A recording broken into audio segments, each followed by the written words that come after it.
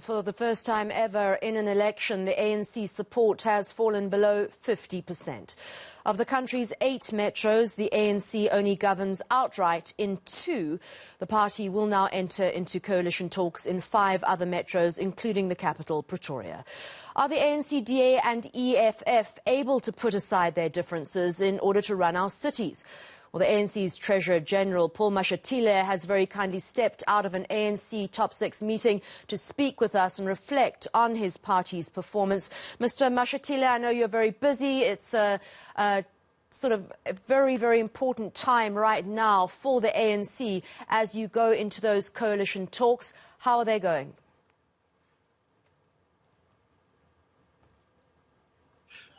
Thank you very much, Annika, and the viewers. Obviously, Annika, we're not happy that we are below 50%. As you know, that since the dawn of democracy, we have always kept the ANC above 50% in all elections. So it means in this election, we didn't do well. So we are going to reflect. The extended NWC is meeting at 2 o'clock. I'm going to go back to the meeting of the officials now who are already discussing the matter. We are now focusing on coalition. It's given that we will need it in Johannesburg, in Tshwane, Ekurhuleni, and a number of other areas where there are hung municipalities. Our approach, Annika, will be to work with those who want to work with us to focus on service delivery. We're not so much interested in, positions as such, but our approach is that where a party has got more votes in a municipality, they should be given an opportunity to constitute the government and bring others on board. So we'll look at various options. But we don't want to close the door like what other parties are doing to say, no, we won't work with so and so. We need to look at the agenda.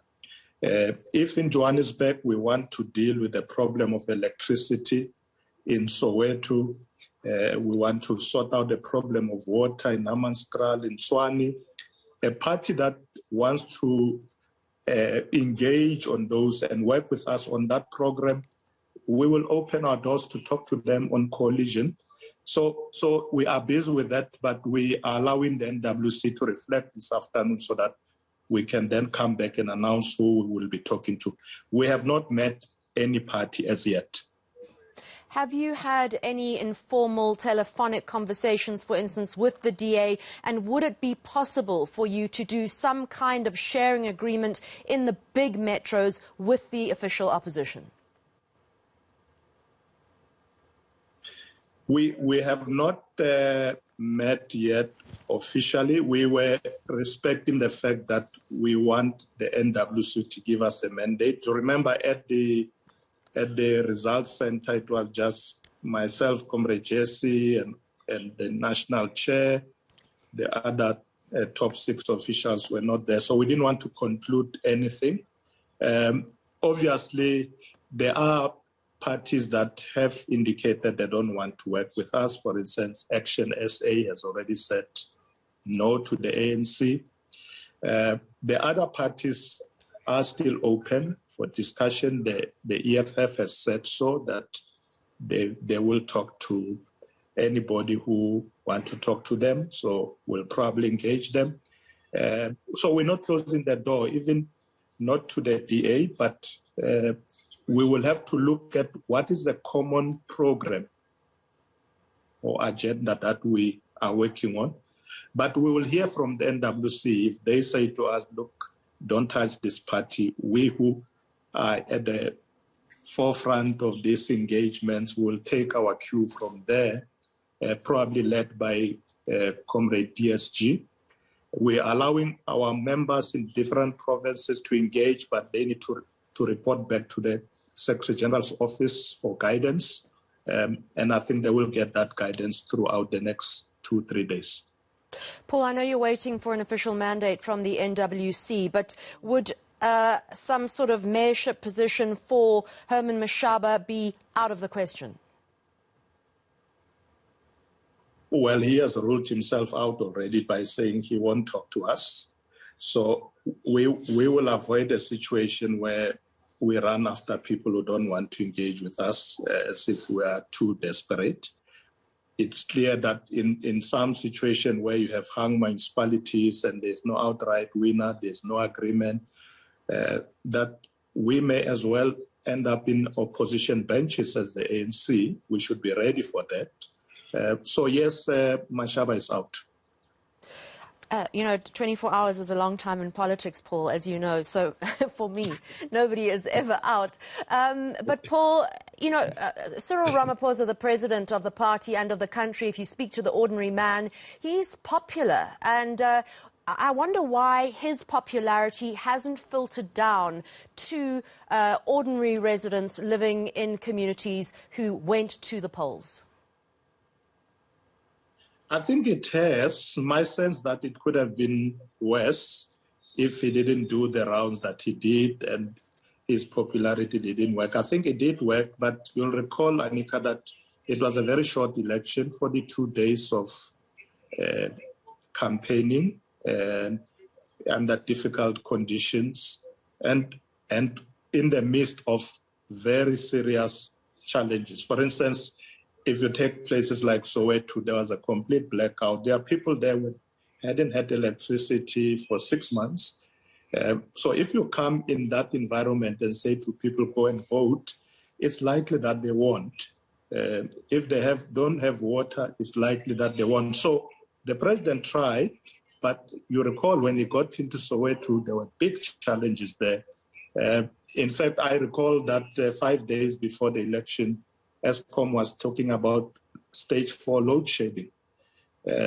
So I think the conditions made it difficult for the president to be able to convince everybody that things will be better. But we are going to go back into the field.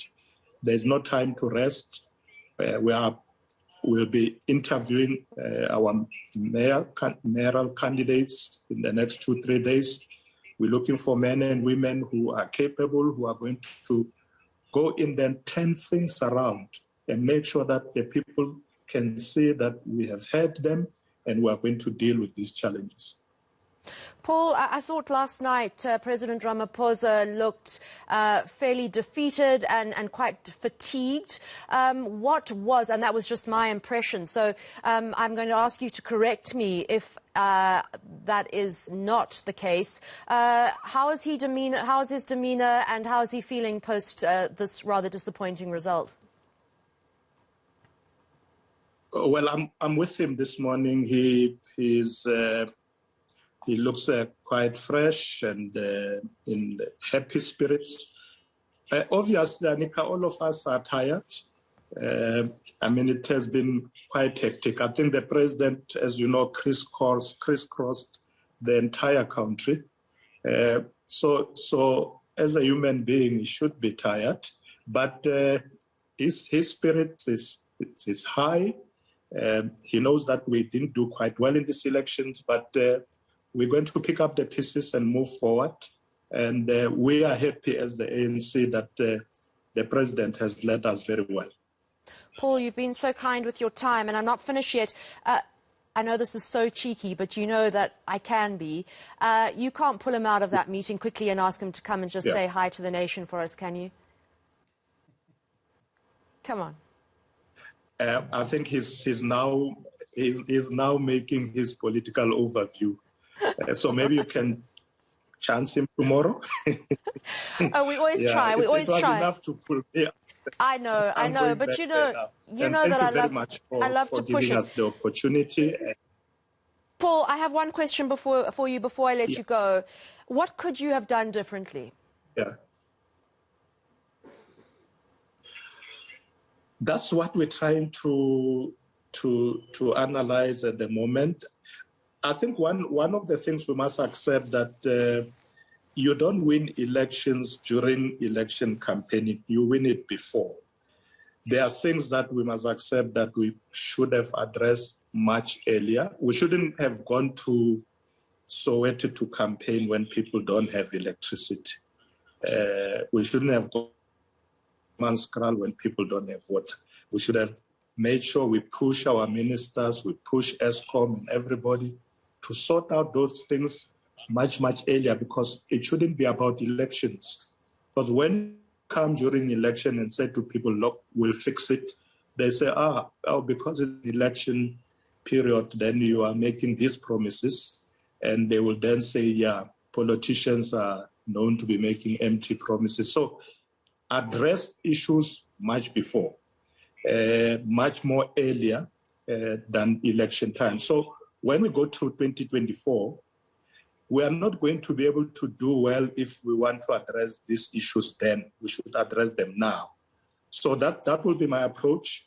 The government must do better at all times so that during the elections, there is no big challenge that makes people angry, that makes people want to stay away from the polls. Paul, thank you for being frank. It's refreshing, and I think your initial statement too was humble. So thank you very much for stepping out of that top 6 meeting for us to speak to us. That was ANC Treasurer General Paul Mashatile. Don't forget to try tomorrow. I mean, he said you should try for the president tomorrow, so maybe he's I'm actually off tomorrow. Do you think I should still try? By the way, we're not here, but try anyway. I will try. Okay. Anyway.